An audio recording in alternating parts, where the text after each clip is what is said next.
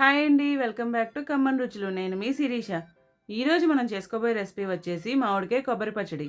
ఇది వేడి వేడి అన్నంలో అలా కలుపుకొని తింటే నోటికి పుల్ల పుల్లగా, కారం కారంగా చాలా కమ్మగా ఉంటుందండి. అసలే సమ్మర్ సీజన్ వచ్చింది కదా, ఒకసారి ట్రై చేసేయండి. ఇది ఇప్పుడు ఎలా చేసుకోవాలో చూసేద్దాం. ముందుగా స్టవ్ ఆన్ చేసుకుని ఒక కడాయి పెట్టుకోవాలి. కడాయి హీట్ అయ్యాక కొద్దిగా ఆయిల్ వేసుకోవాలి. ఆయిల్ హీట్ అయిన తర్వాత 2 టేబుల్ స్పూన్ పల్లీలు వేసుకుని దోరగా వేయించుకోవాలి. ఇలా వేగాక ఒక ప్లేట్లోకి ట్రాన్స్ఫర్ చేసుకుని పక్కన పెట్టుకోండి. ఇప్పుడు అదే కడాయిలోకి 1 టేబుల్ స్పూన్ జీలకర్ర, 10 ఎండుమిరపకాయలని వేసుకుని దోరగా వేయించుకోవాలి.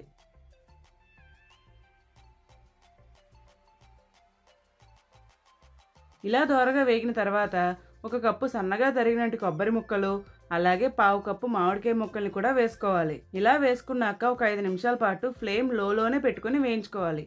ఇవి ఫ్రై చేసేటప్పుడు నా కెమెరా బ్రైట్నెస్ అడ్జస్ట్మెంట్లో చిన్న ప్రాబ్లం వచ్చిందండి. అందుకే ఈ క్లిప్ కొంచెం ఓవర్ బ్రైట్గా ఉంటుంది, ఏమనుకోకండి. ఇక్కడ నేను తీసుకున్న మామిడికాయ పులుపు ఎక్కువ కాబట్టి 1/2 కప్పు ముక్కలు తీసుకున్నా.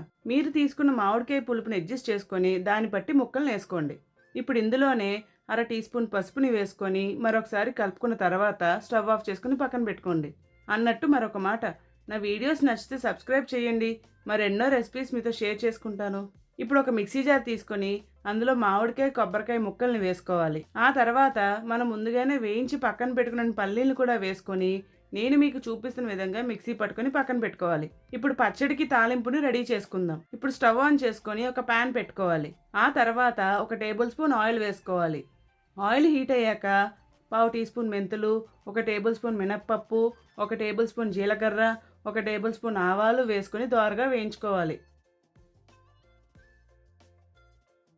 ఇలా దోరగా వేగిన తర్వాత 3 ఎండుమిరపకాయలు, గుప్పెడు కరివేపాకు, చిటికెడు ఇంగువ వేసుకొని మరి కాసేపు వేయించుకోవాలి. తాలింపు అనేది ఎప్పుడు మీడియం ఫ్లేమ్లోనే వేయించుకోవాలి, లేకపోతే తాలింపు అనేది మాడిపోయి మొత్తం పచ్చడి రుచే మారిపోద్ది. ఇప్పుడు ఈ తాలింపుని పచ్చడిలోకి ట్రాన్స్ఫర్ చేసుకోవాలి. అంతేనండి, ఎంతో రుచిగా ఉండే మామిడికాయ కొబ్బరి పచ్చడి రెడీ.